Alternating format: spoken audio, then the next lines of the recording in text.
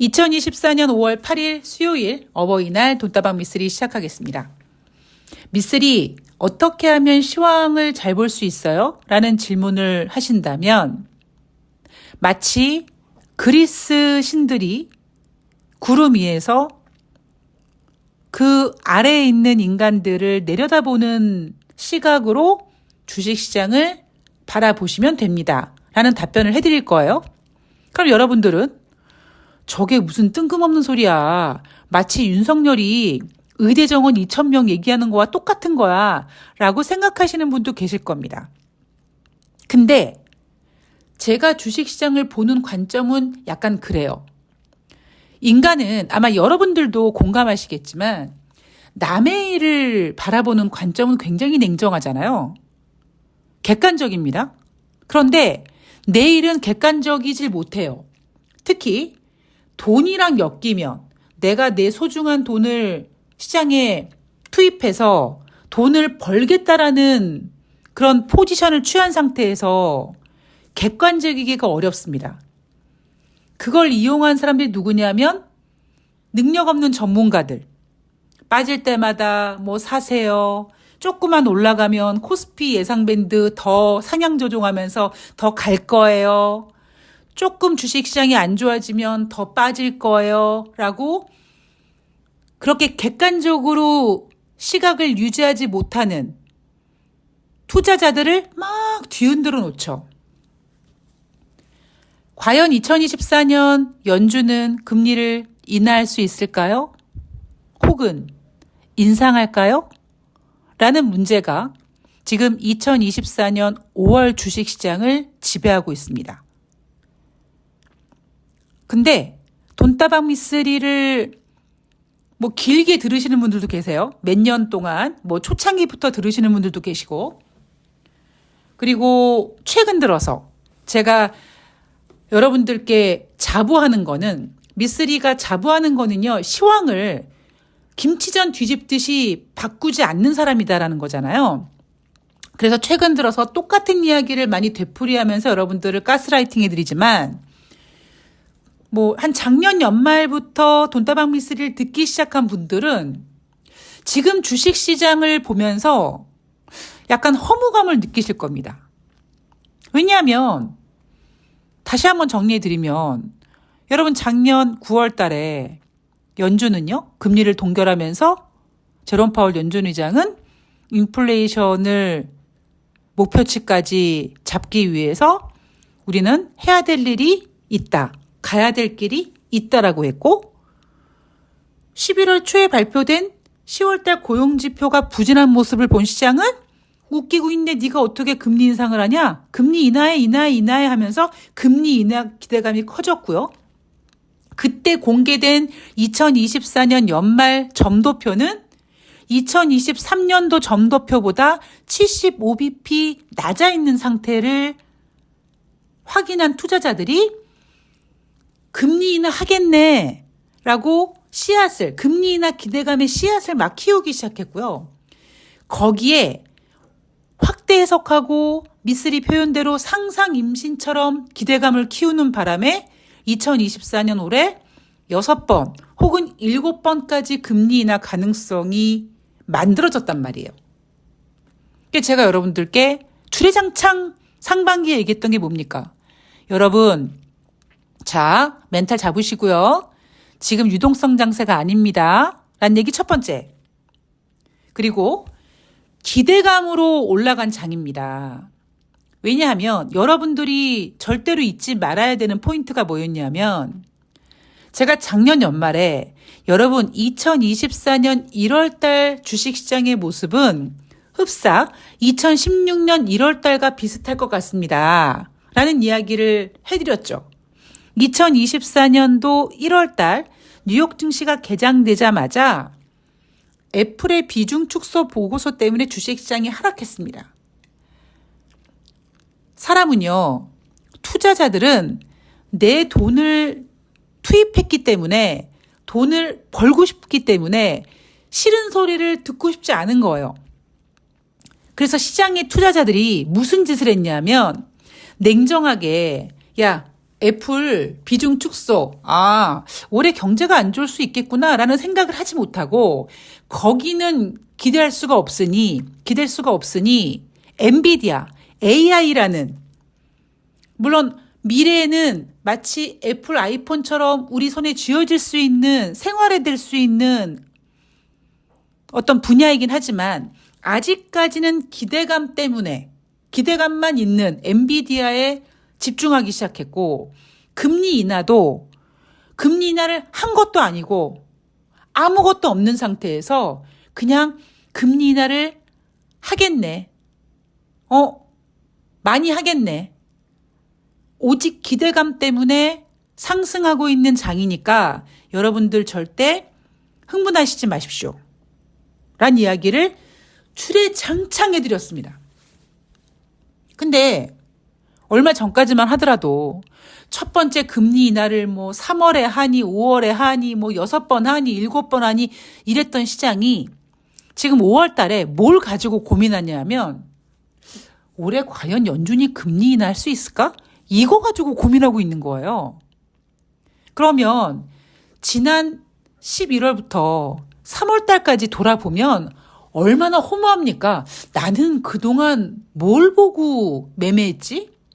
나는 어디를 바라보고 있었던 거야? 이렇게 허무한 생각이 들 겁니다. 물론 투자자들은 그런 생각을 안 해요. 제가 갖고 있는 단점이자 장점 중에 하나가 뭐냐면 저는 바둑을 못 둡니다. 근데 왜 바둑 두시는 분들이 자꾸 복귀하잖아요. 저는 자꾸 복귀를 해요. 제 인생이든 주식 매매든 시황이든 자꾸 복귀를 합니다. 그게 단점도 되고 장점도 됩니다. 근데 저는 어쨌든 주식시장에서는 자꾸 과거를 복귀하면서 그 복귀하는 과정을 여러분들께 전해드리면서 여러분들 머릿속에 계속 기억에 남아 있을 수 있도록 하는 거거든요. 왜냐하면 주식시장에 참여한 투자자들은요, 여전히 내가 만회하고 싶은 욕심, 돈을 벌고 싶은 욕심에 꽂히다 보니까 내가 그동안 돈을 어떻게 잃었는지를 복귀하질 않아요. 저는 그거 굉장히 중요하다고 생각하거든요.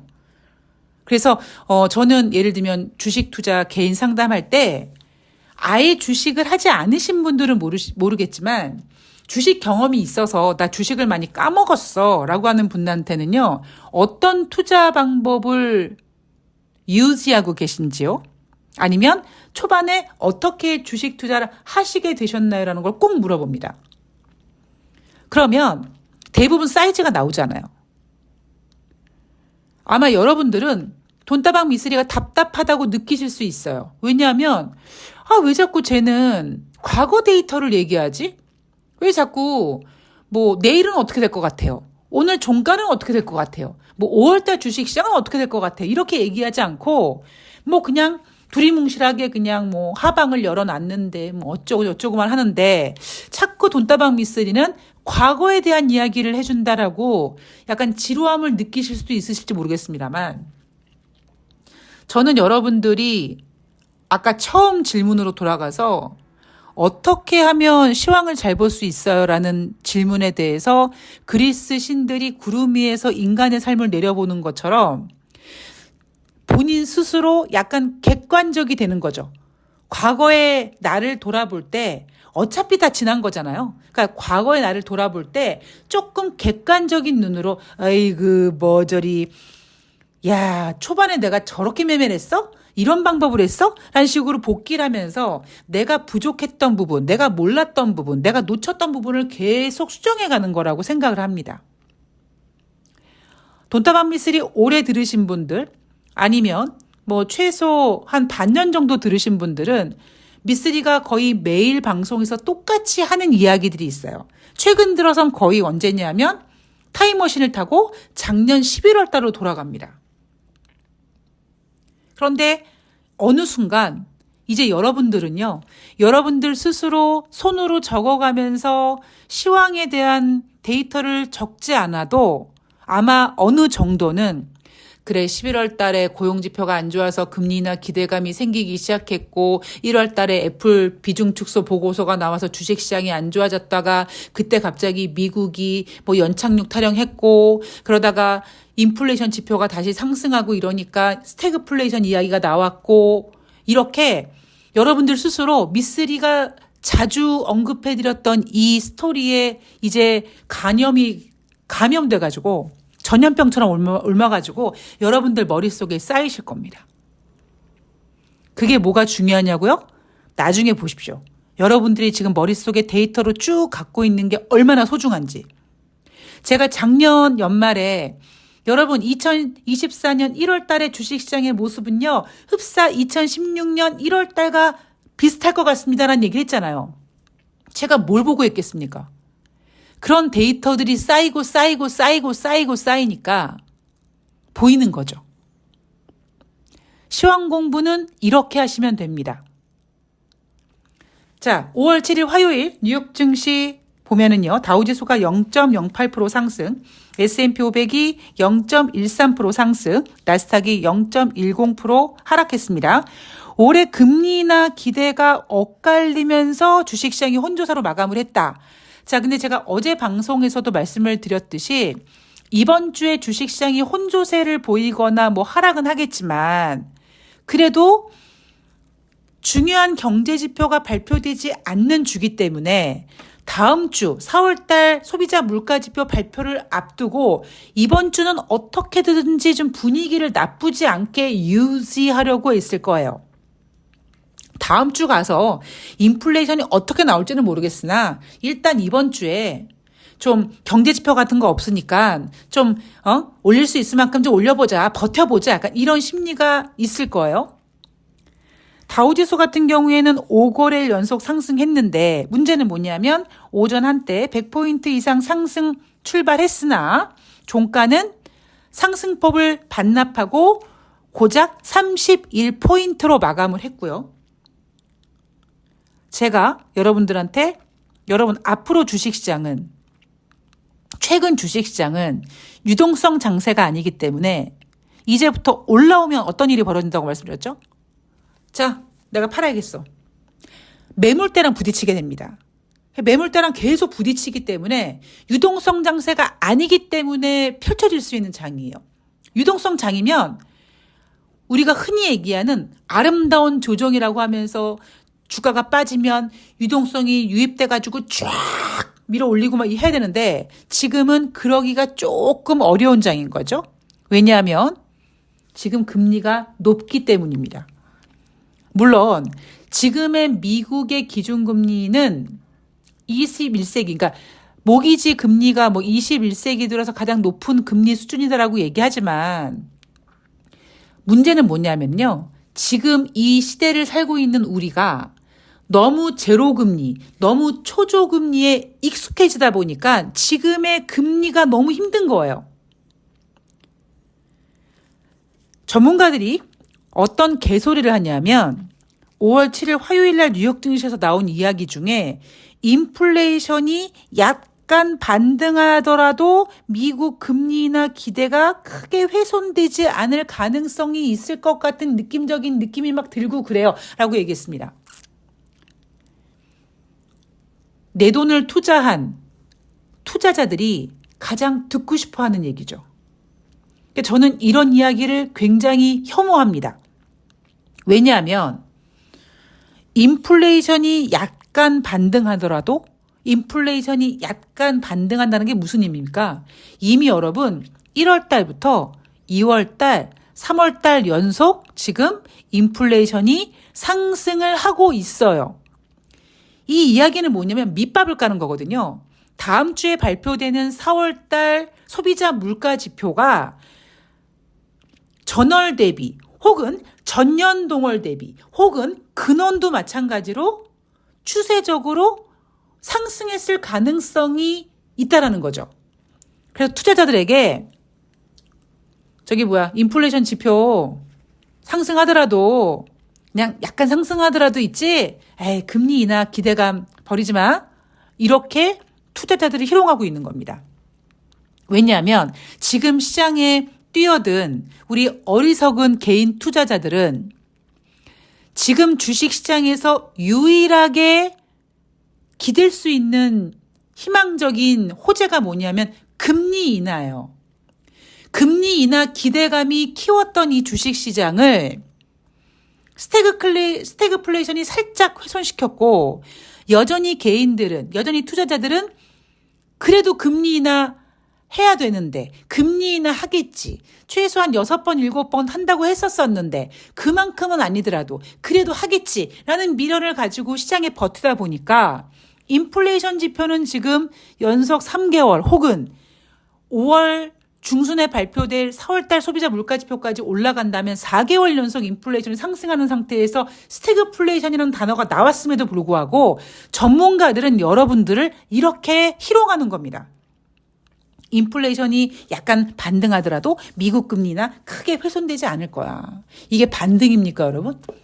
1월달부터 2월달, 3월달 3개월 연속 인플레이션 상승했고 1분기 GDP 예상치보다 부진했고, 만약에 4월달 소비자 물가지표도 약간이든 뭐든 상승한다면 이거는 반등이 아니라 추세란 말이에요. 자, 연준의 금리 인하 결정 지금 어떤 상태냐? 미니애폴리스 연방은행 총재가 금리 인상 가능성에 대한 질문에 대해서 배제할 수 없다라고 했습니다. 지난번에 5월 1일 제롬 파월 연준 의장이 금리 동결 기자회견에서 고용지표를 보고 결정하겠다. 고용지표가 부진하면 금리를 인하하겠다라고 했죠. 아니나 다를까 이틀 뒤에 발표됐던 비농업자 고용자 지수가 상당히 부진했고, 시장은 이거 뭐지? 라고 했다가 맞아. 제롬 파월 연준 의장이 고용이 안 좋으면 금리 인하한다고 했어. 그래서 증시가 다시 반등하고 있었단 말이에요. 그런데 문제는 뭐예요? 경제지표입니다. 경제지표 부진해요. 여러분들이 저한테 아무리 딴지를 건다고 해도 저는 머릿속에 미국의 경제지표, 모든 경제지표가 다 담겨져 있습니다. 제가 어제 같은 경우에도 고용 추세 말씀드렸죠. 1월 달부터 계속 떨어지고 있고, 하물며 3월 달에 좋았었어요 라고 했음에도 불구하고 그것도 다시 하향 조정돼서 지금 고용 추세 지수만으로도 거의 4개월 연속 우하향 곡선을 그리고 있고, PMI 지표도 그렇고, 그리고 마지막까지 자존심이라고 버텼던 고용 지표도 지금 최근에 부진합니다.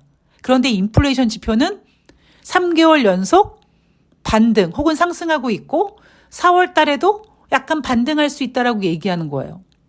여러분들은 이런 농락에 희생되면 안 된다는 겁니다. 자, 금리 인상에 대한 질문에 대해서 미니애폴리스 연방은행 총재는 배제할 수 없다고 했습니다. 이 미니애폴리스 연방은행 총재는 지금 스태그플레이션 걱정하고 있는 거죠. 스태그플레이션이라기보다 정확하게는 물가 상승률에 대한 우려를 하고 있는 겁니다. 더 재미있는 사실은 미국의 대체 투자 전문 자산 운용사 아폴로 글로벌 매니지먼트의 수석 이코노미스트가 이런 얘기를 합니다.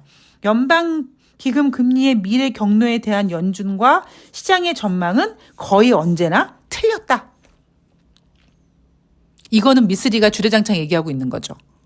저는 전망이 틀렸다라고 표현하기보다 오래전부터 제롬 파월 연준 의장이 쪼다여서 마치 윤석열 같아서 제때 통화정책 결정을 하지 못하는 바람에 자꾸 숙제를 미루고 하다 보니까 이게 스텝이 꼬여가지고 지금 연준은 더 이상 금리 인상 카드도 쓸 수 없고 금리 인하 못합니다. 지금 당장은 하기 어려워요. 금리 인하를 하게끔 만드는 이슈가 터져줘야 되는 거죠. 그래서 이 아폴로 글로벌 매니지먼트 수석 이코노미스트가 연준은 마친 적이 없어 라고 얘기하면서 제롬 파월 연준 의장이 금리 인하한다고 했잖아. 근데 있지 금리 인하 아마 거의 가능성 없다 라고 얘기합니다. 그러니까 아폴로 글로벌 매니지먼트의 수석 이코노미스트는 연준이 잘 못 봐. 제롬 파월 연준 의장이 금리 인하한다고 했는데 금리 인하 안 할 거야라고 주장하고 있고요. 미니애폴리스 연방은행 총재는 금리 인상을 배제하지 않는다라고 했습니다. 시장 투자자들은 상당히 혼란스러운 거죠. 미쓰리의 관점은 뭐냐? 어제도 말씀드렸고 그제도 말씀드렸고 주례장창 똑같은 시황을 말씀드리면 연준은 금리 인상 못합니다. 근데 인플레이션은 상승을 해요. 경제 지표 안 좋아요. 경제 부진합니다. 스태그플레이션이에요. 금리를 인상하지도 못하고 인하하지도 못합니다. 그럼 이 아폴로 글로벌 매니지먼트의 수석 이코노미스트처럼 이 상태로 끝까지 금리 동결로 유지될 수 있을까요? 안 된다라는 거예요. 왜냐하면 고금리거든요, 지금.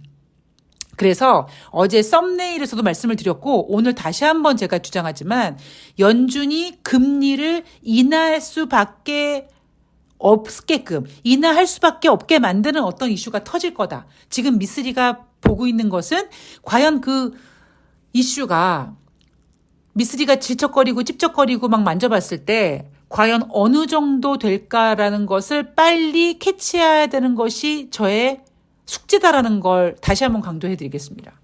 올해 연준은 금리 인하 할 거예요. 이 상태로는 못해요. 금리 인하를 할 수밖에 없게 만드는 이슈가 하나 나오겠죠.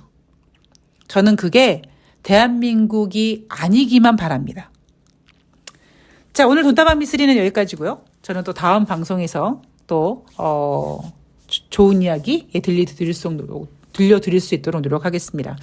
뭐 이번 주 경제지표 뭐 특별하게 나오는 거 없고 연준 의원들의 발언들이 좀 집중되어 있기 때문에 여러분들이 많이 혼란스러우실 것 같은데 그냥 저는 딱 시황 중심 잡고 가는 거니까 여러분들이 멘탈 관리에 좋다라고 하면 들으시면 되는 거고요.